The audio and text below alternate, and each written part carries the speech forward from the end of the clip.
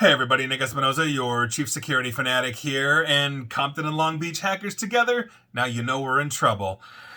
We screwed. This is pretty much the only thing I could think of, and that's the only title I could think of in my head when I read this article in Ours by Dan Gooden, because quite frankly, we've got a problem because we have a growing collaboration between hacking groups that engage essentially in espionage on behalf of nation states, and they're combining with other groups that are seeking financial gain through ransomware and other forms of cybercrime. Compton and Long Beach together. Now, there's always been some kind of overlap in these two groups. North Korea's been pretty good at that, but it's become more pronounced in recent years. And this past Tuesday, Mandiant, the security firm owned by Google, basically said that they've seen an uptick, and this comes amid essentially tighter purse strings as means for concealing nation-state-sponsored espionage is essentially a new tactic, or rather they have a new tactic by making it blend in to seem like financially motivated cyber attacks. Now, and it gets actually really interesting and fascinating as much as like, this is why we're alcoholics in cybersecurity, but anyway, the report noted an increase basically in the sharing of malware between cyber crime groups and the governments of Russia, China, and Iran. No surprise there.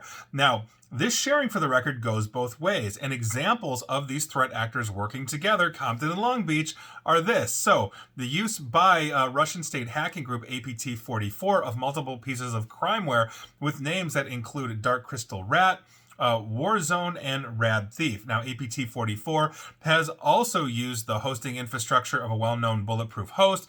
Bulletproof hosts, for the record, are those that provide services that are tailored to cyber criminals to ensure their operations aren't taken down by law enforcement.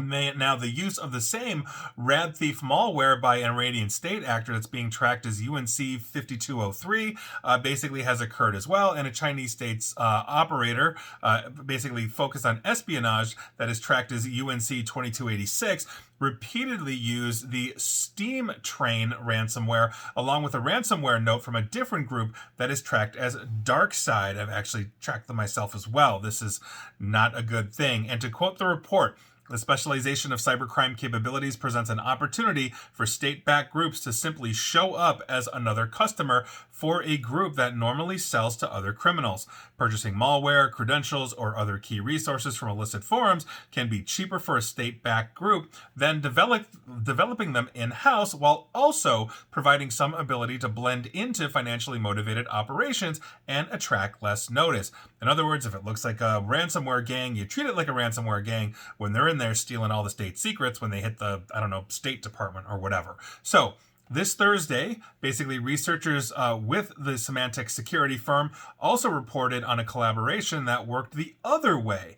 Essentially, use by the RA World ransomware group of a quote-unquote distinct tool set that previously had only been seen in espionage operations by China-linked threat groups. Now, the tool set, which was first spotted in July, was a variant of Plug X, that's a custom backdoor, and timestamps in the tool set were identical to those found by the security researchers over at Palo Alto Networks in the Thor Plug X variant, which company researchers linked to the Chinese espionage groups tracked under the names Fire Ant, Mustang Panda, and Earth Preda. Now, the variant also had similarities to the Plug X Type 2 variant found by the security firm Trend Micro. In other words, this thing is spreading around and it's being caught by multiple security researchers. On top of this, further espionage attacks involving that same Plug X variant occurred in August when the attacker compromised the government of a southeastern European country. On the same month, the attacker compromised the government ministry of a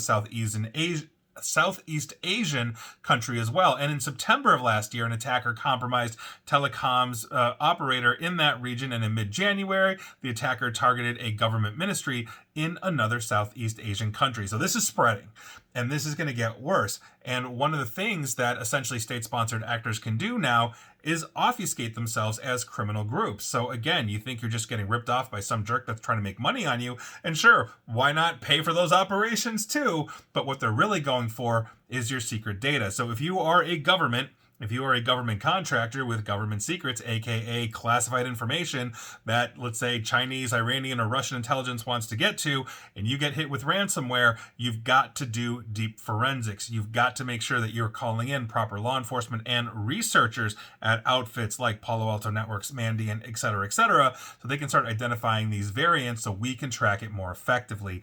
This is the name of the game. The way we win, the way we take down Compton and Long Beach here, is by working together. A rising tide raises all boats. So keep that in mind.